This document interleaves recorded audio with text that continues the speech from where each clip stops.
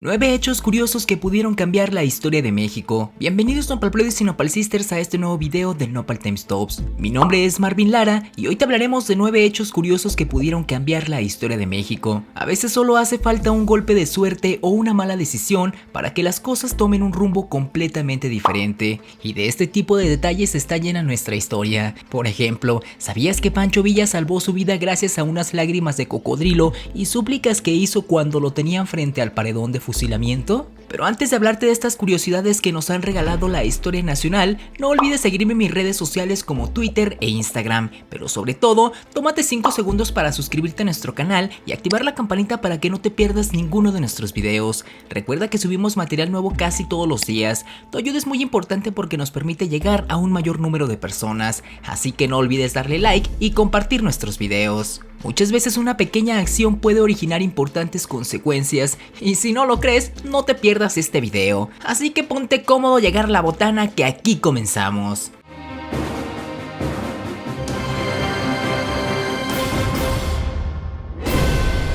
Número 1. Las malas decisiones de Moctezuma que facilitaron la conquista española. Según las crónicas indígenas en el libro La visión de los vencidos de Miguel León Portilla, antes del desembarco de Cortés ya se tenían noticias de unas casas flotando sobre el mar, que no eran otra cosa que los navíos de los españoles, por lo que Moctezuma bien pudo despachar un pequeño ejército que incluyera a un grupo selecto de personas al encuentro de Cortés, para tratar de descubrir sus intenciones. Así tal vez habría evitado la alianza de los españoles con los totonacas y los tlaxcalteca, pero a pesar de todas estas señales que mandaban los españoles de sus ambiciosas y crueles intenciones, el Tlatoani Moctezuma les dio recibimiento de dioses. El propio Cuitláhuac le advirtió que debía tener cuidado con esos hombres blancos barbados, pero él lo ignoró. Incluso tuvo una muy buena oportunidad de sitiarlos una vez que los recibió en Tenochtitlan, donde los españoles pudieron haber sido fácilmente derrotados si se les acorralaba dentro de la misma ciudad. Sin embargo, Moctezuma fue más diplomático y ahí encontró su error.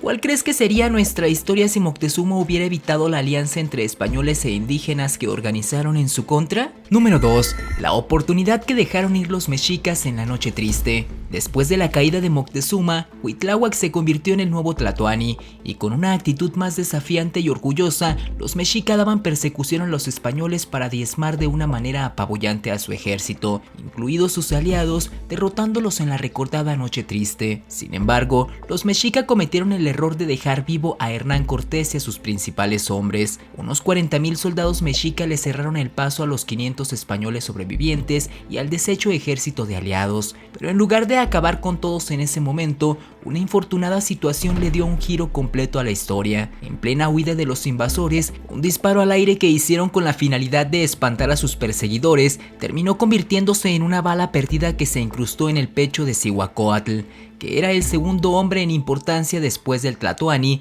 y que ese día dirigía personalmente al ejército. Consideraron que la caída de Cihuacóatl era un mal augurio de que todo estaba perdido y sin más abandonaron la batalla, dándoles la oportunidad de escapar para reorganizarse y formar un ejército de aliados aún mayor. Y es ahí donde aplica la frase del perro Bermúdez: los tenían, eran suyos y los dejaron ir. Número 3. Las traiciones entre insurgentes independentistas que pudieron arruinar todo. Por suerte o porque así tenía que suceder, durante la Guerra de Independencia ocurrieron ciertos detalles que resultaron bastante curiosos y algunos de ellos tan trascendentes que todos deberíamos conocer. Por ejemplo, la guerra habría podido durar poco tiempo si Miguel Hidalgo, tras la batalla en el Monte de las Cruces, donde los más de 80,000 insurgentes derrotaron a los realistas y estuvieron a un paso de entrar a la Ciudad de México, la cual se encontraba desprotegida en esos momentos, por lo que fácilmente hubieran hecho prisionero al virrey y terminado anticipadamente la Guerra de Independencia. Sin embargo, por motivos desconocidos, Hidalgo decidió no entrar a la capital y cambió su recorrido rumbo al Bajío. Esto causó tanta molestia al también general insurgente Ignacio Allende,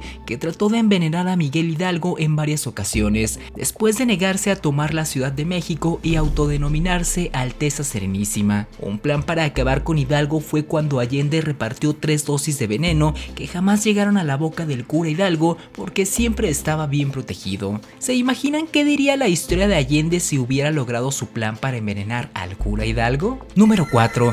El autogolpe de estado que inició la Guerra de Reforma. Uno de los hechos más extraños que han pasado en nuestro país y del cual no se dimensiona la trascendencia fue el autogolpe de estado del presidente Ignacio Comonfort, al que las presiones del clero de los conservadores y de su propia madre lo llevaron al abismo. Comonfort era un hombre bien visto por todos los grupos, por eso ganó las elecciones tanto a Benito Juárez como a Miguel Lerdo de Tejada, pues se le veía como el héroe de la revolución de Ayutla y el vencedor de Santa Anna. Pero la Constitución se había convertido en una camisa de fuerza donde el mayor poder lo tenía el legislativo, por lo que al ver que no podía gobernar así, se adhiere al plan de Tacubaya, que desconocía la Constitución que meses antes había jurado cumplir y le otorgaba facultades extraordinarias para gobernar. Después de esto se vinieron todas las traiciones y lo terminaron dejando solo. Comonfort disolvió al Congreso e invitó al presidente de la Suprema Corte de Justicia, Benito Juárez, a sumarse al complot, pero Juárez se negó y en respuesta Comonfort lo hizo prisionero en un salón de Palacio Nacional. Pero la maniobra fracasó,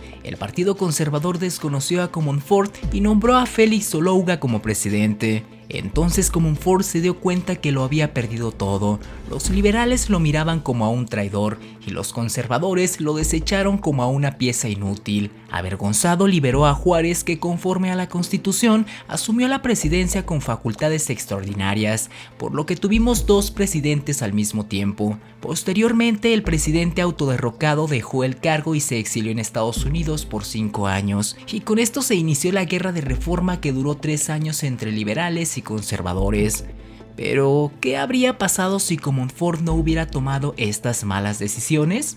¿Se habría evitado la Guerra de Reforma y todas las calamidades que se vinieron después? Número 5. Las 2 veces que Benito Juárez salvó su vida por un pelo de rana calva. El 14 de febrero de 1858, don Benito Juárez estableció en Guadalajara el gobierno constitucional de la República. Sin embargo, tras la llegada de las noticias de la derrota del ejército liberal en la batalla de Salamanca, algunas de las tropas liberales encabezadas por el coronel Antonio Landa se desanimaron y se le voltearon en contra a Juárez. Los amotinados se apoderaron del Palacio de Gobierno y capturaron a Juárez y a sus ministros Melchor Ocampo, León Guzmán y Manuel Ruiz. El ministro de Hacienda Guillermo Prieto estaba a las puertas del palacio y pudo haberse evadido, pero se entregó para compartir la suerte de Juárez y sus compañeros. Y ante la inminente llegada de refuerzos para rescatar a Juárez, algunos civiles y conservadores decidieron ejecutar al presidente y a sus ministros, llevándolos incluso al paredón de fusilamiento. Ya se preparaba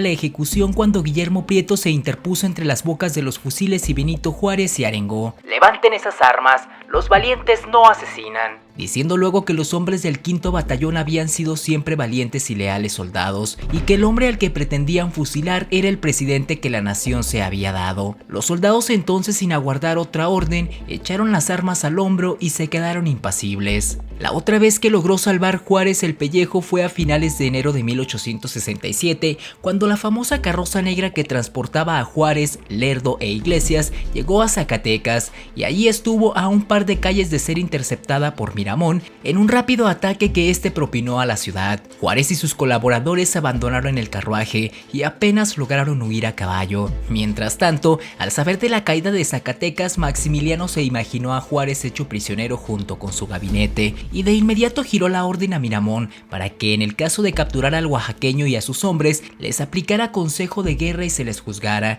lo que significaba la pena capital. Enterados de esta orden de Maximiliano, cuando el ejército liberal logró capturar a Maximiliano, Miramón y Mejía en Querétaro, les aplicaron la misma medida y los fusilaron. Número 6. La entrevista que inició una revolución. Otro acontecimiento que pudo haber sido diferente fue cuando el entonces presidente Porfirio Díaz decidió renunciar a la presidencia. Esto durante una entrevista con el periodista estadounidense James Creelman, cuando declaró que México estaba listo para presentar nuevas elecciones con la debida competencia. hecho que hizo que muchas personas que estaban intentando entrar en el ejercicio político se animaran y comenzaran a fundar a sus respectivos representantes, entre ellos Francisco y Madero. Si el propio Díaz no hubiera dado esa entrevista, quizá no se habría dado el levantamiento armado, pues aunque después se arrepintió de lo declarado, a don Porfirio le aplicaron el clásico "ahora nos cumples por las buenas o por las malas". Número 7.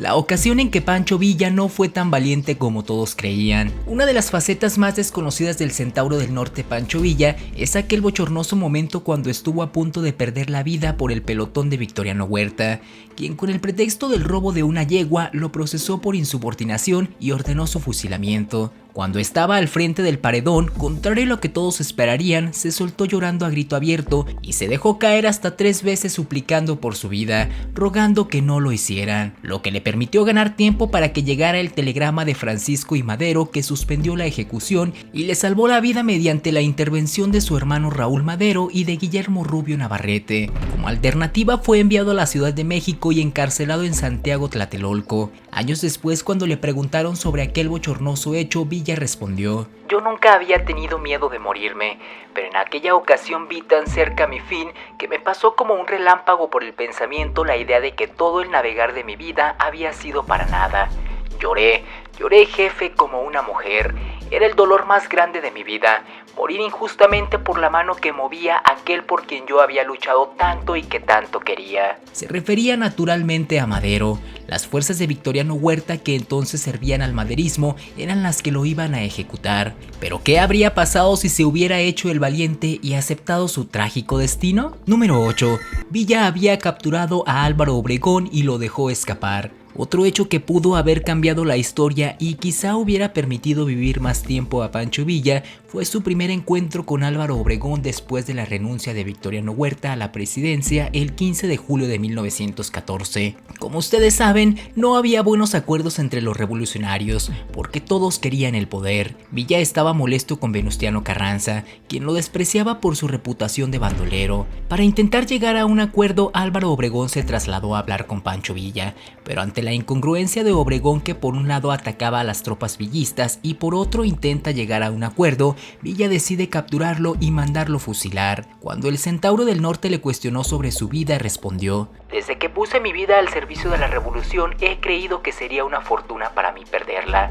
A mí personalmente me haría usted un favor, porque con la muerte me daría una personalidad que jamás he soñado tener. El único perjudicado será usted, porque sería una derrota sin que tuviera usted el gusto de disparar un tiro", dijo orgulloso Obregón. Sin embargo, Serrano y Raúl Madero evitan que Álvaro Obregón sea fusilado, aceptando las condiciones de Villa y firman un acuerdo, dejándolo escapar rumbo a Chihuahua. Y a medio camino de la huida obregoncista, Villa recibe un telegrama de Venustiano Carranza en donde rechaza el acuerdo, haciendo que Villa persiga a Obregón sin lograr alcanzarlo, lo cual origina que rompa definitivamente con Carranza. Tiempo después, Obregón se convirtió en el némesis de Pancho Villa, al propinarle una de las mayores derrotas en Celaya, así como otras batallas en Trinidad, León y Aguascalientes, lo que lo obligó a replegarse nuevamente al norte del país. Posteriormente, Álvaro Obregón llegó a la presidencia y, temiendo que Villa nuevamente se levantara en armas junto con Plutarco Elías Calles, planearon acabar con él, situación que se habría evitado si cuando tuvo la oportunidad Villa de acabar con Obregón la hubiera aprovechado.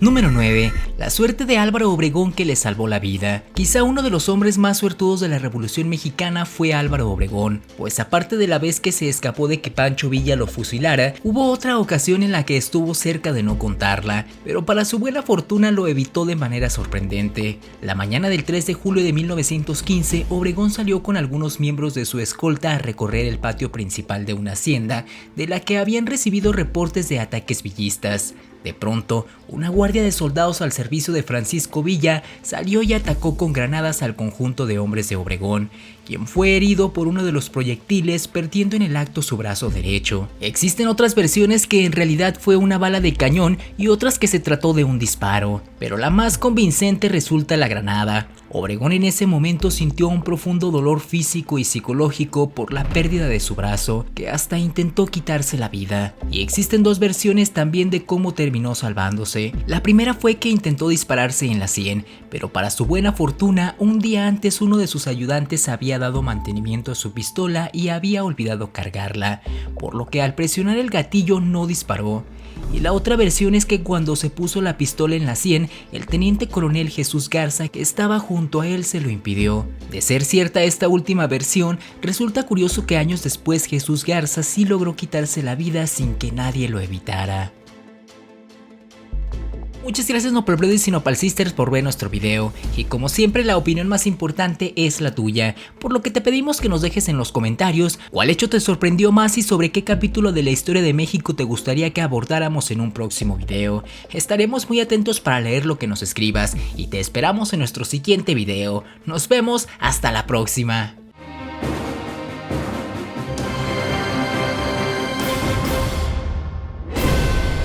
La bella espía nazi que sedujo a un expresidente de México. Bienvenidos Nopal Brothers y Nopal Sisters a este nuevo video del Nopal Timestamps. Mi nombre es Marvin Lara y hoy te hablaremos de un interesante capítulo de la historia de nuestro país, sobre la vida de una hermosa espía nazi que vino a nuestro territorio a obtener información y apoyos para los planes expansionistas del Tercer Reich, y que para lograrlo terminó seduciendo a importantes funcionarios del gobierno federal, incluido a uno que tiempo después se convirtió en presidente de México. Su astucia, carisma